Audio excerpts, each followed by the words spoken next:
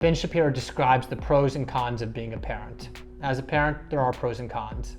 Aiden in Kentucky, you're on the Ben Shapiro Show. Go for it, Aiden. Hey, Ben. How you doing? It's good to talk to you. I just had a question. I wanted to know what having a newborn is like, and if you have any advice on becoming a father. Me and my wife, we're having a baby in a few weeks, so... Oh, wow. Congratulations. That's exciting stuff. Yeah, thank you. Well, it completely destroys and also creates your life. So it is both. It will completely destroy whatever social life you have. It will completely destroy your capacity to have fun outside the house for at least several months. And then it is the best thing ever because kids... And I want to jump in before we hear all of Ben's thoughts.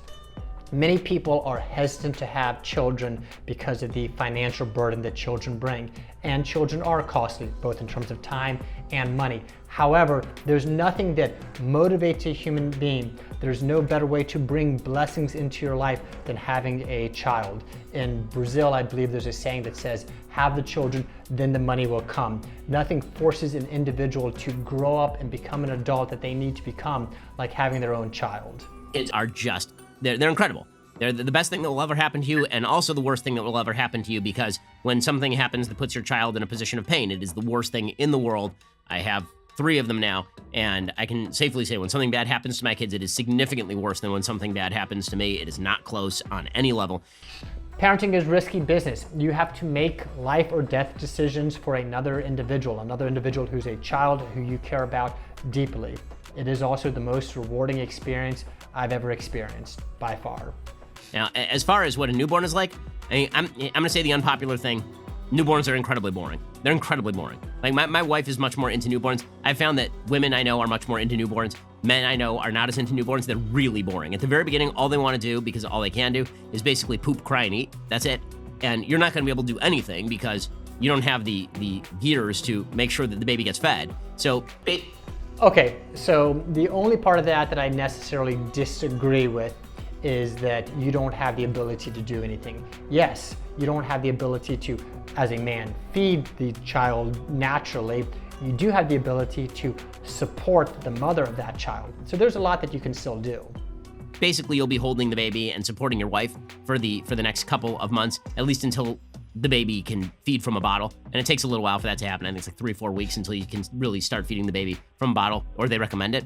And at that point, things change. For me... However, those first few months with the child is so important. The first hour with your child, the first few hours, the first few days, the first few weeks, the first few months, you can form a bond with that child that will last a lifetime. I'm very much a proponent of working hard to do what you can for the child's mother, for yourself.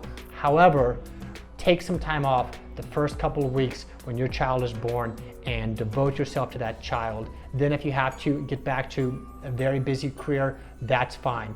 But with a newborn baby, they are very impressionable. I'm very thankful for all the time that I spent with my children early on. I think it has had an effect on our bond to this day. For my kids, when I started to fall in love really with my kids is when they could actually react, when they could smile back at you. But some people have a different reaction. Some people see their baby and first thing they feel is just this overwhelming surge of love. I will say that I think I felt an overwhelming surge of love. I remember holding both of my children the moment they were born, the first couple hours they were born, and I felt it immediately. I will say that I enjoy them as they've gotten bigger and they don't require diapers and they take care of themselves more and we can share humor on a deeper level. But I believe I felt love from the very beginning. I feel like I felt love from even beforehand. I still remember the music we used to play around the children and thinking they would come out thinking that their dad was either me or Paul Simon from the music we were playing. For me, the love was slightly later when they started becoming interesting, but the surge of protective feeling, that immediately happens. As soon as the baby comes out, you're like, okay, this is something I'm willing to die for. And then when... Quick story on the protective feeling. My belief was always that I'm not going to be an overly protective father. If my daughter has an interest in some boy, I'm going to trust my daughter's discretion. Well, it was about the 3rd day of kindergarten and my daughter comes home and mentions Julio, and then mentions Julio again, and then mentions Julio a 3rd time. I don't think much of it, but their mother points out to me, you know, I think our daughter likes this little boy. I, for the first time in my life, had the desire to hurt a child. I felt tiger blood run all through my body and this protective nature just kicked in. So it's very much a natural instinct that we have to protect our children.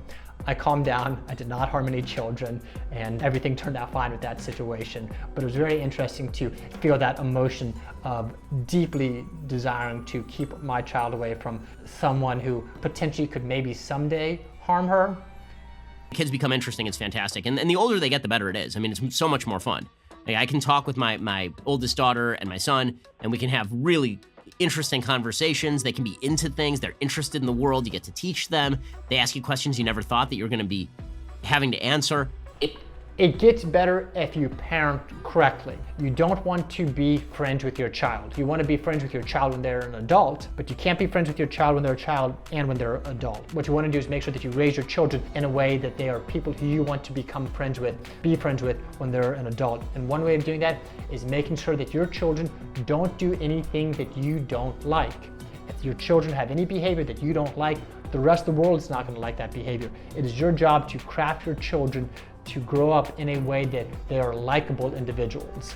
It makes you a better person. Having kids does make you a better person, Aiden. It's so awesome. It really is fantastic. And again, I don't want to downplay the downsides. The downsides are they're incredibly expensive. They're a giant pain in the butt.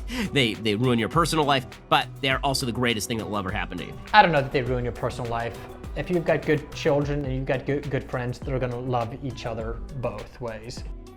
Awesome. Thank you so much, Ben. And thanks for entertaining me throughout the work week as well. You're the best. Aiden, I really appreciate it. Thanks so much for the call. Go out there, men, find one woman, have a lot of children with her. The easiest way to make sure you stay and become wealthy, one house, one wife.